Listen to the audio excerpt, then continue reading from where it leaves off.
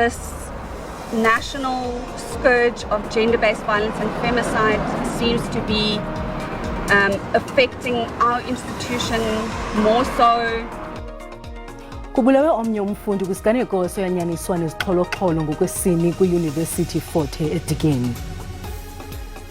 We can confirm that we received an invitation from the President to consult with us on a possible cabinet reshuffle. Adibene nomongameli we-ANC amahlakani kanxantathu kuboniswana ngeenguqu ezithukuzayo kwikhabhinethi. SABC News e tlile go tlhoma semmuso kana le entsha ya dikgang ka 2023. I-DTT izokuhlinzeka ngazo zonke izindaba ihora nehora En rechtstreeks verrigtinge vanaf die parlement in jou taal uitsaai. Iindaba ze-SABC, ilizwi lakho, zizimele, azinamkhethe.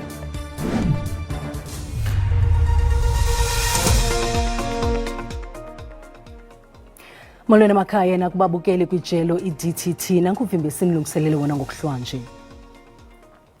iYunivesithi yase-Fort kwiphondo laseMpuma Koloni kwakhona iphinde yathwaxa sesinye isiganeko sodusho ngokwesini.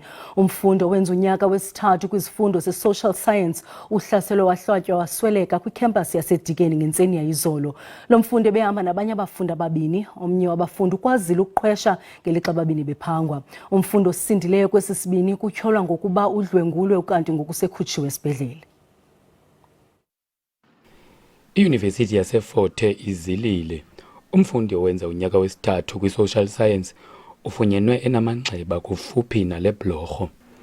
Abaphathi kweli zikomfundo basothukile.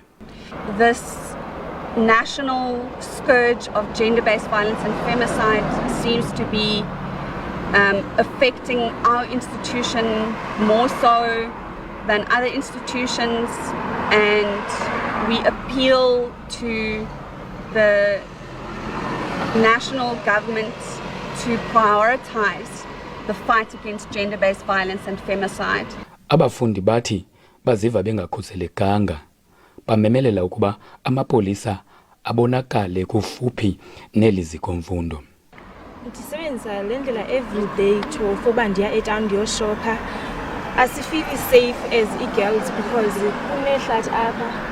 Kudala sithetha nabo sizama into yobana benze sure uba sikhuselekile, basebenzisane neYunivesithi ukuze benze sure into yobana abafundi bakanokholeji bakhuselekile. Kodwa until ngoku akukabikho nto.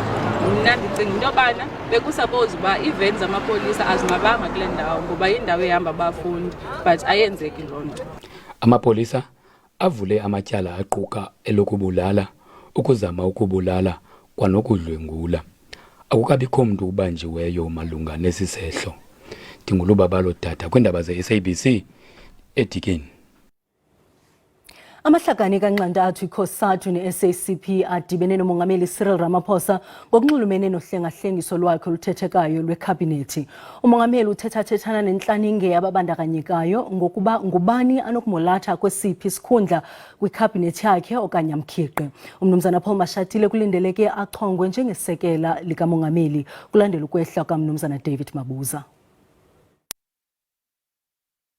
Isisithethe kuba umongameli we-ANC okwangumongameli welizwe adibanise inhloko kuqala namahlakani eqela lakhe phambi kokuba enze naluphina utshintsho kwikhabhinethi yakhe. Kodwa ke ilele kwakuye kuba thathe isigqibo ngokuchonga abaphathiswa. Nanjengoko umongameli esadla amathambo engqondo ngohlengahlengiso, umdla ongaphaya kokuqonda kubemibeli abathwaxwa ziimeko zoqoqosho nezinye iingxaki zokuhlala. Enye ingxoba kaxaka ngulotanyacimi wompane oswantsulisa kanobomi kuqoqosho. Kwintetho yakhe ubume besizwe umongameli Ramaphosa ubhengeze kusekwa kwesebe eliza kujongana ncakasana nompane kwilinge lokukhawulelana nentsindabadala yocimicimi wompane. Nakubeni kunjalo amahlakani akukhabe ngawumane kusekwa kweli sebe lompane ngelithi aliyomfuneko. Indeed, we can confirm that we received an invitation from the President to consult with us on a possible cabinet reshuffle. We discussed the principles with regard to the reshuffle There are ongoing discussions, of course, within the alliance, but we are focusing on the performance of government and the principles underlying that. And later on, the President will then take into consideration our ideas regarding where we think we need to make interventions. Uthekelelo lukhankqatha ekubeni kahle umongameli Ramaphosa asenze phambi kokuba iphelele izayo iveki. Inkulubaphathiswa esandul konyulo eFreystata umnumzana Mxolisi Dukwana ithi uluntu lweli phondo luza kuba inxalenye yokuphembelela indlela yolawulo urhulumente aza kuyithatha. Umnumzana Dukwana wonyulwe emva kokulahla esikhundleni kaNkosikazi Sisintombela kulandela ukugxothwa kwakhe ikomiti yesigqeba sephondo. As business, we welcome you. We say come and engage Leorona so that you can hear our views. We believe ANC is ANC, but if it comes with a different mindset from what we know ANC to be, I think we're going to see big and huge differences. We're hoping for change. We're hoping that promises will finally be delivered, services will be rendered. Uzibekela umnqantsa ngethuba egxeka kabukhali ubuqhophololo kwikomishoni yophando lokubanjwa ngobhongwana karhulumente weli. Ngonyaka ka-2019 uDukwana waxelela le komishoni ukuba inkqubo yolawulo ngezigrogriso idale isimbo soloyiko eFreystata. Ukwaxekelo webesakulala ngangubenye naye uAce Magashule wathi wafumisa iipokotho zakhe ngezigidi zerandi njengamaqithiqithi okunceda kwinkqubo ye-255 million yerandi netwembende zingxaki zophicotho. Uthi eliphondo lidinga ngokumandla ulawulo olusisikhokelo. I believe strongly in the participation of people, whether it's business, communities, etc., in solving their own problem. We must create a situation where people are able to participate actively in dealing with the challenges they're facing, so that at the end our people feel that they did these things themselves. uDukwana ungena ezihlangwini zolawulo luhexayo nalapho ukuziswa kwenkonzo kudodobala. Icandelo lezolimo lelinye lalawo anegalelo eliphambili kuqoqosho lwelaphondo liphakathi kwalawo adinga uncedo kamsinya. Ngoko nkamehlo athe ntsho kuwiso lwakhe lobume bephondo aza kulenza ngolwesibini. Amawakawaka abahlali baseNigeria bathutheleke kwizikhululo zonyulo namhlanje kunyulo lomongameli oza kungena ezihlangwini zikamongameli Muhammadu Buhari. Iinkokheli ezikhuphisanayo zivotele kwingingqi zazo. Unyulo lobongameli lwaseNigeria luqale ngonyawo lonwabo kwamanye amaziko okuvota. I'm eager to vote, to cast my votes, to perform my constitutional rights. INEC officials are yet to arrive to these premises. We are still waiting on them, so that let them come so that we'll do what we are here to do. Kodwa oko akubathezanga amandla abahlala abanxanelwe inguqu kubutyobo bolawulo ubundlobongela nobunzima ngaphantsi komongameli oshiyayo uMuhammadu Buhari. Vote for P2B for president and others full for P2B. Umgqatso onxanela ukungena ezihlangwini zikaBuhari ngoyisakube irhuluneli yaselagoso uBola Tinubu onama-70 iminyaka ubudala weqela elilawulayo All Progressive Congress nowayesakuba ngusekela mongameli uAtiku Abubakar ona-76 yeminyaka ubudala weqela eliphikisayo iPeople's Democratic Party kunye nowayesakuba irhuluneli yase-Anambra uPeter Obi ona-61 weqela elincinane iLabour Party.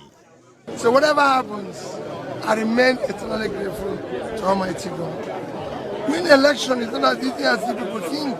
It's a burden because you're going to hold the people's trust.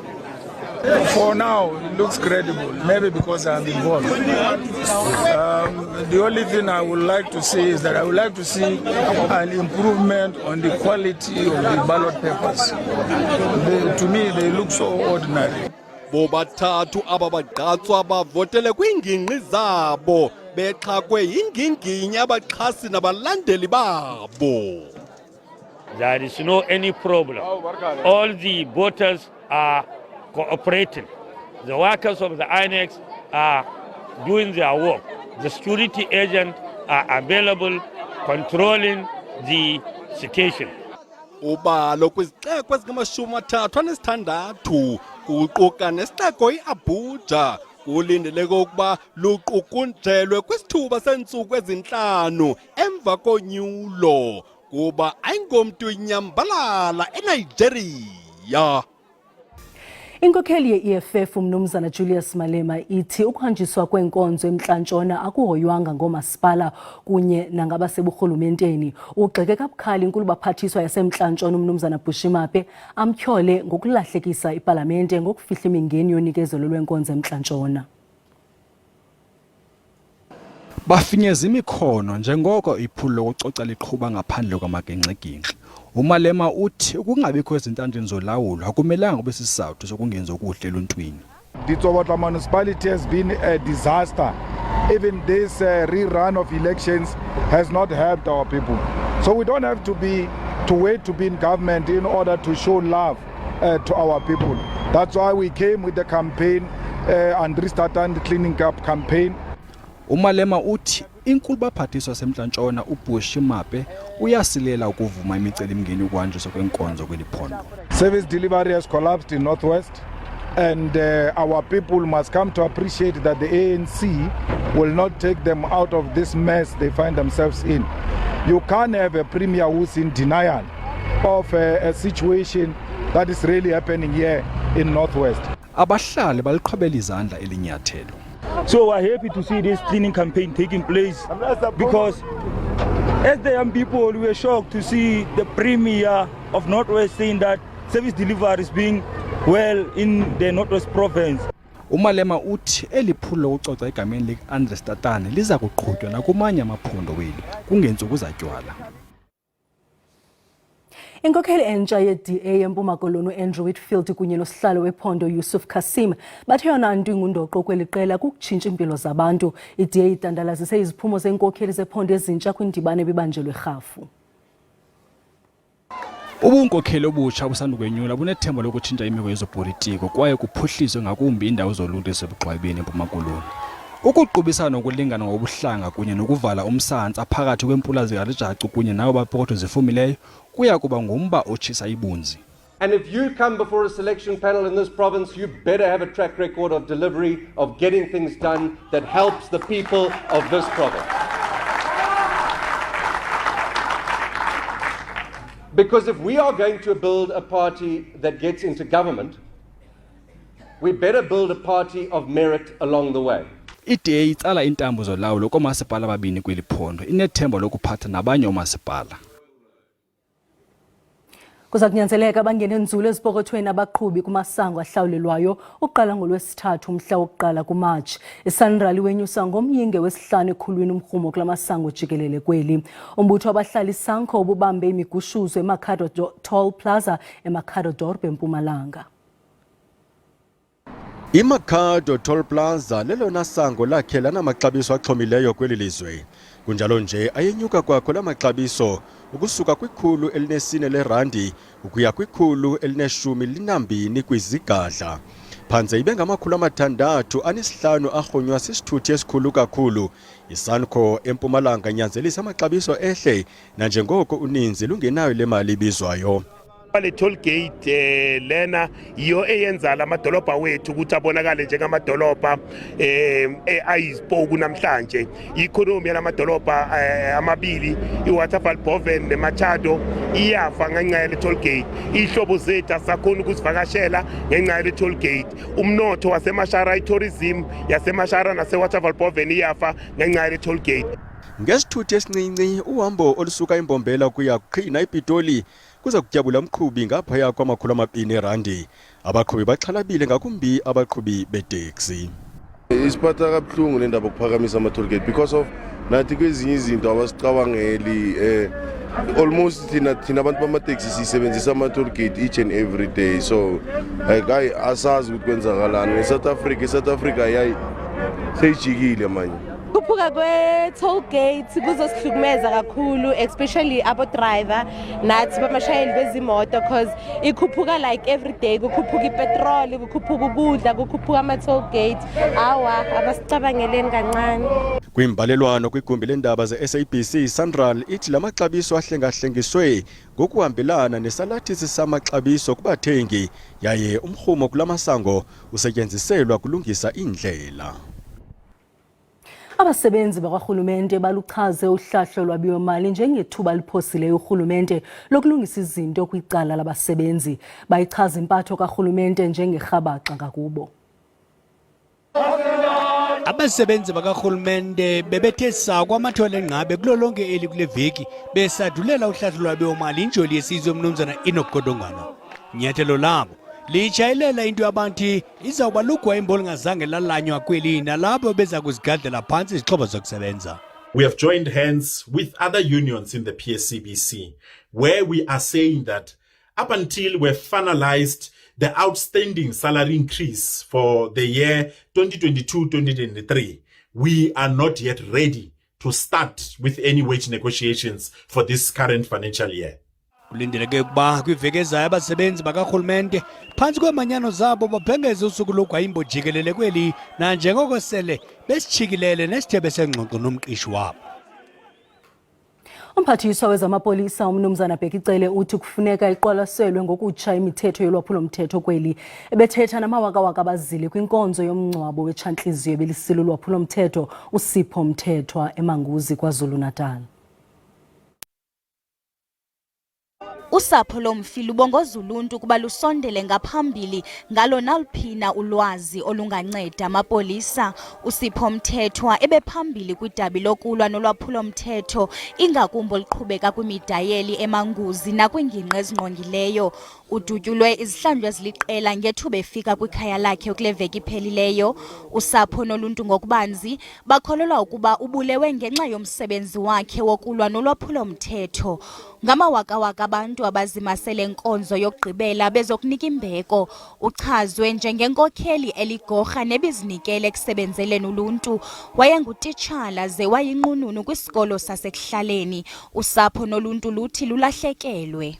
Abahlali bamemelele ukuba kubekho intsebenziswano phakathi korhulumente weli kunye nowaseMozambique ukuze kufunyanwe imoto ezibiwayo. Umphathiswa wamapolisa uNjengele Bhekicele uthi sedibene namagosa aseburhulumenteni namapolisa aseMozambique ukushukuxa lo mba, watsho esithi kufuneka kwenziwe inguqu kwimithetho yeli. Umuntu obabulele njengoba sombamba uzohamba ayogeza ngamanzi ashisayo, ahamba ayodla ama-meals amathathu, angawukhokheli ugesi, angawukhokheli amanzi, athole best medication, bese efuna afunde azabe ne-PhD ngaleso sikhathi lezi ngane ziphansi kwebridge. Somewhere, somehow, our laws are more sympathetic to perpetrators and criminals rather than the victims. We will have to work on it. Urhulumente waKwaZulu-Natal uzimisele ukubekela bucala i-10 million rand kwisebe ngalinye ukunceda amapolisa ukulwa nolwaphulo-mthetho.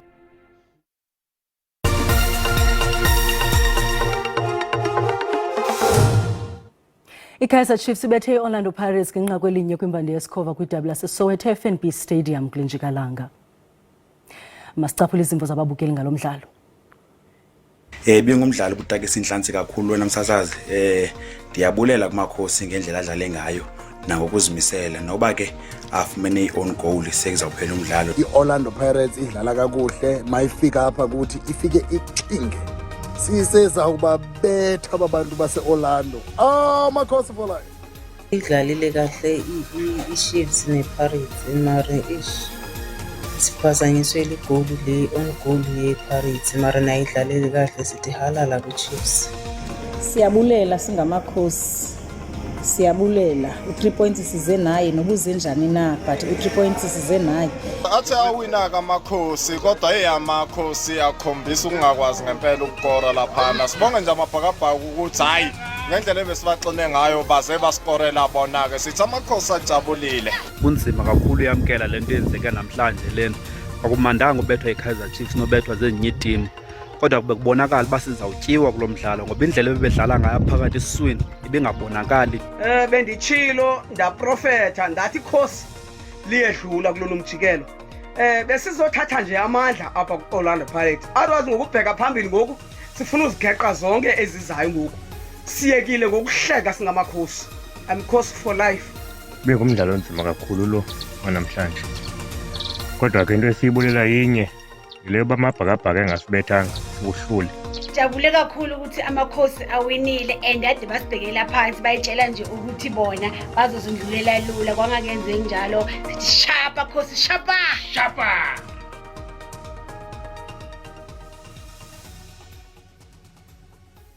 Who am I, you ask? See, I'm the young blood dressed in ambition. Cloaked in unrelenting passion. Me? I'm clean like that. I am the hustle and the hustle is me. I am the young lion that comes to full bloom because I am sprinkled with golden droplets that fall from the sky. Who am I? I'm the one that knows today is better than yesterday. Who am I? You ask. I am the one who will climb to the mountaintops. I will swim to the deepest seas so that all my people will touch the sky. I am the one who has the belief Izandla ziyagezana permanently tattered on my subconscious. Who am I, you ask? I am the one who will walk the footprints of those who came before me. I am you. And you are me. Umuntu. Ngumntu. Kabantu. I am the exception to the rule. Visit South Africa. Proudly brought to you by South African Tourism. Sibulele mawethu ngokusibuleka indlebe phambi kokusithela masinikhumbuze zangomso zizanogxa bethu ngesizulu ngexesha lesiqhelo usuku benzima.